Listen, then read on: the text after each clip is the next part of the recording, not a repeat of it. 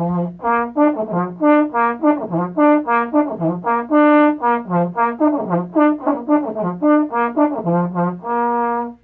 won't play the next verse because my neighbors live over there. So, all right, that's a little fanfare for you for trombone.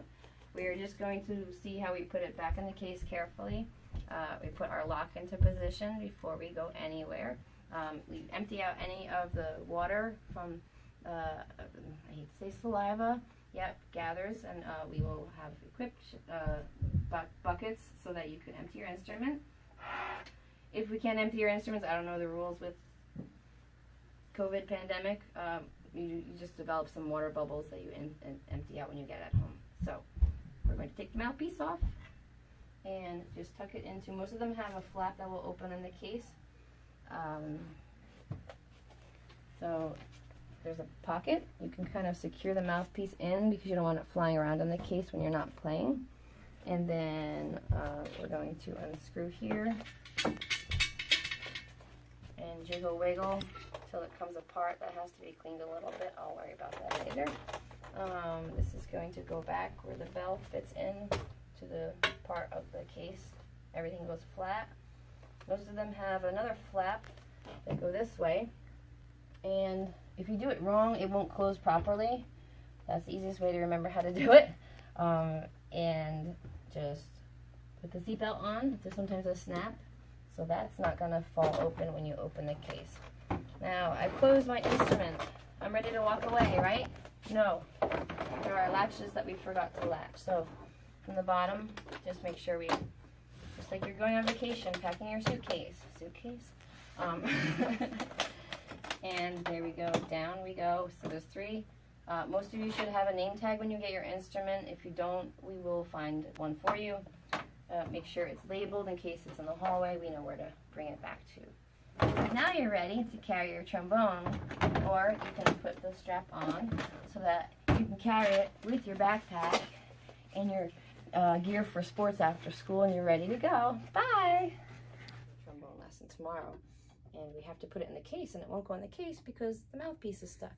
Well, sometimes with trombone you can get away with that. Trumpet, your case will not close if you get the mouthpiece stuck. So you might hear a popping sound, which is totally normal. Okay, we got the mouthpiece out, but before it was totally stuck inside. So I have to adjust this, and it creates about 10 minutes extra of lesson time. So if you happen to have a mouthpiece that's stuck, please let me know before the school day starts so that I can fix it before we start our lesson. Okay, so we do not want to see Miss Luber having to pull out the bobcat mouthpiece puller very often, but it's common. So while we have the video rolling, I'll just show you how we're going to take the instrument apart. We should find her case, by the way. So trombones can sometimes be left on a stand. That's not the wisest thing. It could be knocked over by siblings, pets, anything. And it has to be disassembled to put back into the case. For now, I'm just going to show students how to put it together. After you've taken it out, you have to be careful of the bottom part of the slide. It's very delicate, and there is a slide, moisture removal spit valve thingamajiggy. You don't want to mess with that. You're going to put that gently in front of you, and then put the next part of the trombone together like so. And you want it to be facing so that the bell is on the left side and this is on the top. So we kind of see a backwards L, and this casing right here, turn the screw so that it locks into place. If you don't turn this tight enough, the trombone is going to be going back and forth. You won't be able to hold it straight while you're playing. So once that's together, most important thing was the slide lock, okay? This has a slide lock, so I'm going to make an entire video about the slide lock, but don't remove the slide lock. Keep it always locked so the slide cannot fall. If you release the slide lock, boom, off the floor we go, and another problem there. So this is our slide lock, and we lock into place by sliding it that way. So I'm always keeping it in lock position unless I'm playing the actual trombone. Mouthpiece, create your buzzing sound. Might not happen right away. We'll work on that a little bit and just pop it into place. No hitting it in. Just turn, and that's all. Now you're ready to play. holding it over your left shoulder. The right hand is going to be moving back and forth this way. You want to make sure nothing's in front of you that you're going to knock over with your slide as well. So for this video, we're just going to do first position, which means all the way in, and create either an F or a B flat. So that's our middle tone F. You can go low B flat, or you can go to the high. And that's all we need to know for trombone right now. And hopefully this little setup helps you. The left hand we kind of call a trigger grip. This might be incorrect. We'll check with Mr. Verderies to see if that's correct. That's how I've been showing the 4th graders how to hold it, because your hands are a little bit smaller.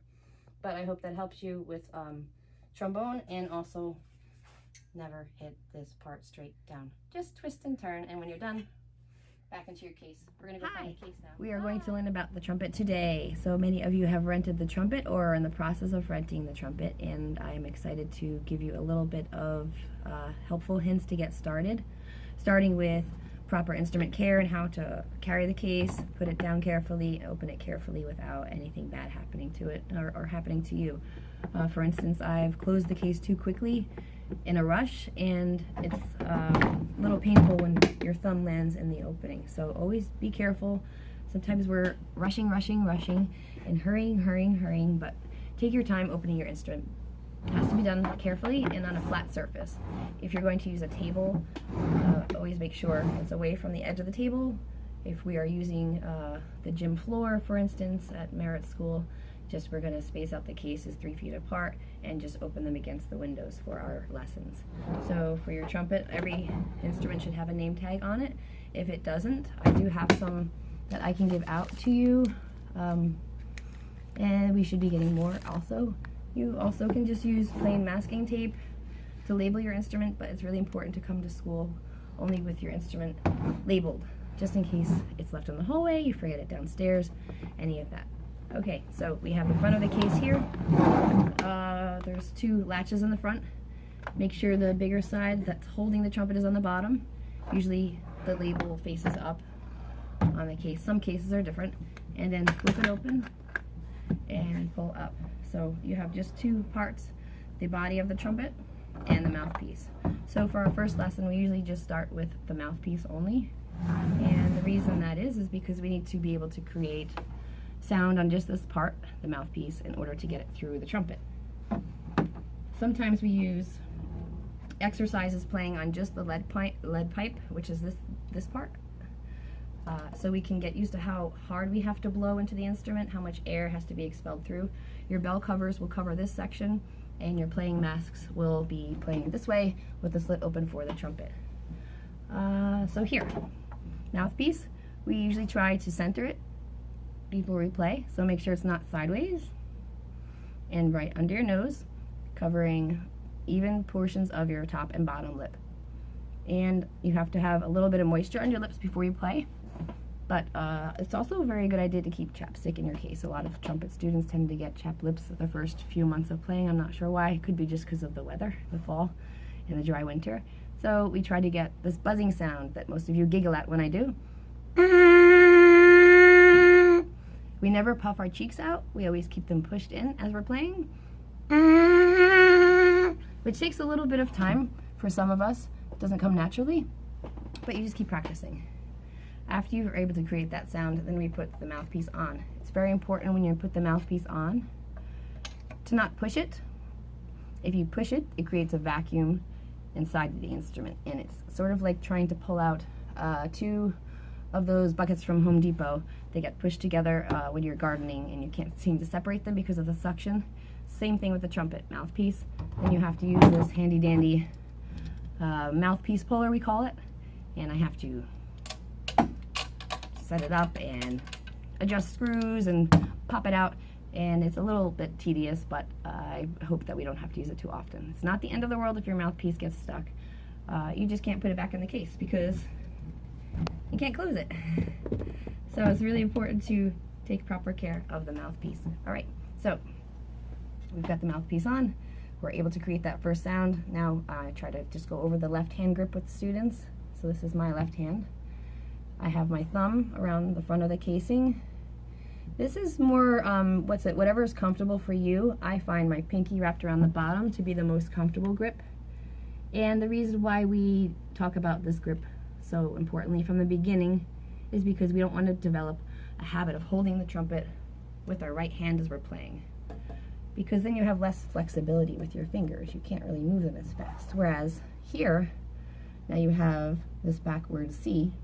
Now you can really play with more flexibility. So some students start with the C, or the G comes out first. And I didn't press any of the valves down. The valves are another whole lesson, but these valves are very sensitive. We use valve oil.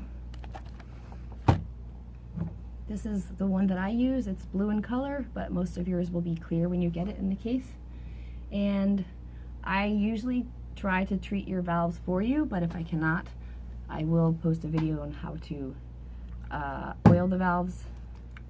This should be just maybe 2 drops every few days. If you're putting in every time you play, it's going to be way too sticky, and then you have to too much, and then I have to clean it out.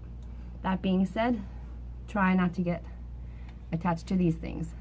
They're very easy to fidget with, but if you turn them, these valves come out. Yes, they do. It's very fascinating, and we will learn about it in class together, but don't do it at home, because if they're not put in properly, the trumpet won't play. If I try to blow into the trumpet and the valves in properly, it won't expel any air through. So here. So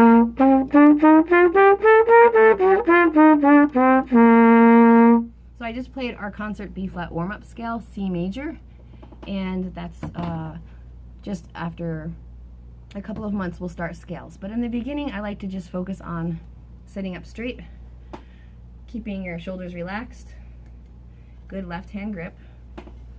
Your right hand should curve over the valves. This is first finger, second finger, third finger, and we press down this way. But for now, just try to get as long of a note as you can. Your first time you play into your trumpet, you might sound like this. That means you need probably 5 times more air to play. And you'll find your favorite note. It'll be G or C. That's your C. G is up here. And then once you get that note, try to hold it out for 4 beats.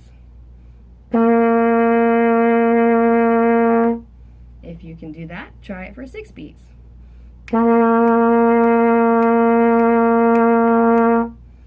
That's really the best way to get going on trumpet, and then you get to play Mary Had a Little Lamb, Hot Cross Buns. We'll get to that very eventually, but that's all I really need you to know for now. And when you take the mouthpiece off, I don't know if I mentioned, just give it a turn when you put the mouthpiece on. I just told you what not to do, but I didn't tell you what to do.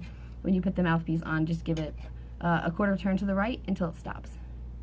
And then when you're done, take it off. And then we're going to go over how to clean the mouthpiece once a week. But in school you would just put it back into the case. There are 2 holes in the case. Make sure the mouthpiece goes back into that hole. And don't fold your books up inside the case, because then the books, when you open them, they won't stay open for you. So you do have to keep your book in your book bag, backpack, not inside your case. And then when you put the trumpet in, lay it flat. It's pretty obvious because the bell goes into a section right here. And then when you close it, don't pick it up to go back to class or back home until you've latched it closed. Okay, so there's your basics of playing the trumpet. And I think that's all. We'll stop there for today. Sometimes we do use slide oil, tuning slide grease. This is our tuning slide. I already had a student ask me, how do we tune a trumpet? This moves in and out. I don't really need for you to tune right now, unless you're using a tuner at home. That's wonderful. For now, don't worry about it. Just keep it where it is, and then when we meet in person, we all tune together as a group. All right, so I hope that helps you get started on trumpet. If you're having trouble expelling a lot of air and getting enough air through the instrument to create sound, I just wanted to give you a quick exercise to help you. Okay, what am I doing with the piece of paper? Making a paper airplane? No. Usually I try to put the paper about 6 inches in front of your face, and then I tell you to blow onto the paper to make it move like this. If you find that to be difficult, keep trying that this far away from you. So I'm just blowing onto the paper, and then move it 6 further inches away and blow even harder. And then move it further away.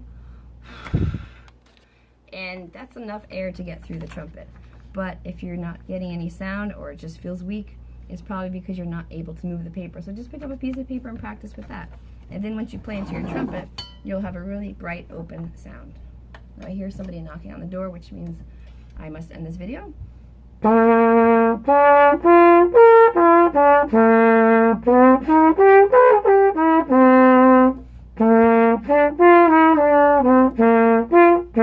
We will have other videos for those who recommended or suggested or requested specific songs to be played. I will save that for another time. I just wanted to give you the most helpful info that I can, and I look forward to meeting you soon in person or seeing you in class for music extensions. Okay, enjoy the rest of your weekend. Bye!